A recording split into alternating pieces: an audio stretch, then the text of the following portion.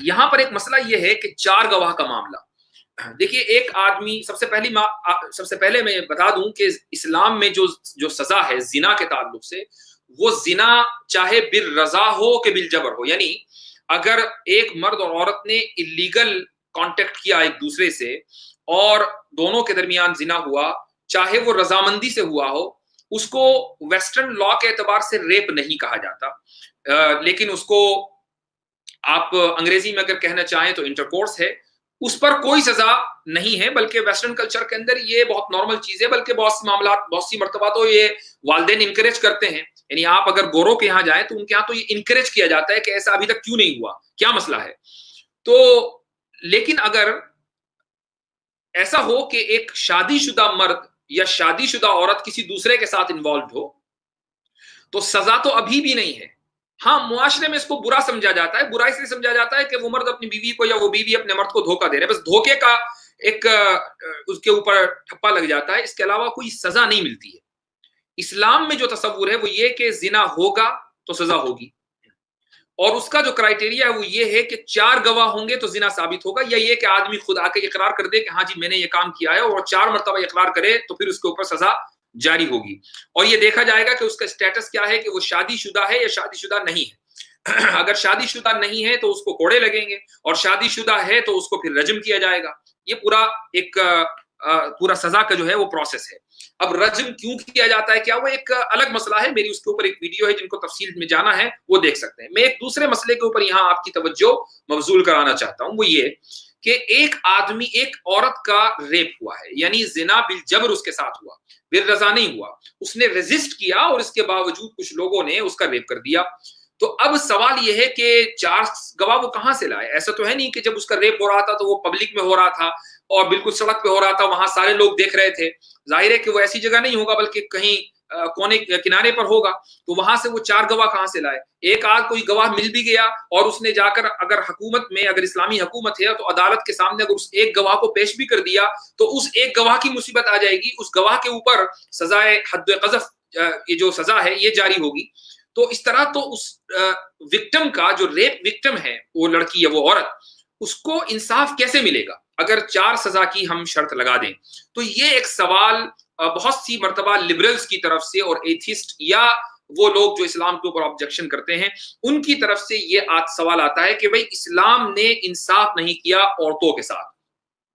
اس سوال کا جواب سن لیجئے. وہ یہ ہے کہ سزا دو طرح کی ہوتی ہیں. ایک تو وہ سزا ہے کہ جن کو قرآن نے بیان کر دیا، ان کو ہم کہتے ہیں حدود. ان کی یہ جمع ہے حد کی. یہ جو زنا کی جو سزا ہے قرآن میں جو ذکر ہے یہ ہے حد. اب چاہے وہ کوڑے لگانے والی ہو یا رجم یعنی پتھر سنسار کرنے والی، یہ دونوں حدود ہیں. بہت سی سزائیں اسلامی حکومت میں وہ ہوتی ہیں جو بادشاہ کی یا حاکم کی یا خلیفہ کی ثوابدید کے اوپر ہوتی ہیں، اسی کو تعزیر کہا جاتا ہے. اس دور میں بہت کم ممالک ایسے ہیں کہ جہاں پر تعزیر کا نظام نافذ ہے، یعنی مسلم ممالک. ان میں ایک ملک پاکستان بھی ہے. پاکستان میں باقاعدہ پورا حدود آرڈیننس ہے، اور اس کو ڈرافٹ کرنے والی کوئی اور شخصیت نہیں بلکہ شیخ الاسلام مفتی تقی عثمانی مدظ اللہ العالی ہیں. میں نے پاکستان کے حدود آرڈیننس کا حوالہ اس لیے دیا کہ اس کو ان علماء نے ڈرافٹ کیا ہے کہ جن علماء کے علم کے اوپر پوری دنیا اعتماد کرتی ہے، اس لیے میں نے اس کا حوالہ دیا.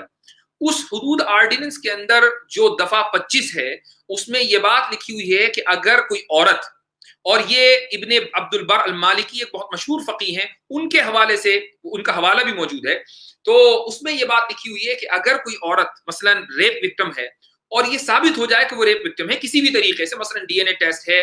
یا اسی طریقے سے یہ ثابت ہو جائے کہ وہ ریزسٹ کر رہی تھی، اس کی چیخ کی آواز کسی نے سنی، مطلب سیکنڈری ایویڈنسز اور جو ثبوت ہیں وہ بہت سارے ہو سکتے ہیں، ثابت ہو جائے تو اس پر جو زنا کی قرآنی حد ہے وہ تو جاری نہیں ہوگی، لیکن تعزیراً سزا اس پر جاری ہوگی، اس شخص کے اوپر، ریپ کرنے والے پر. اور اس سزا کی زیادہ سے زیادہ مقدار 25 سال سزائے قید بامشقت ہو سکتی ہے. 25 سال تو کوئی یہ معمولی مدت نہیں ہے. اور اس کے بعد آگے پھر لکھا ہے کہ اگر ریپ کرنے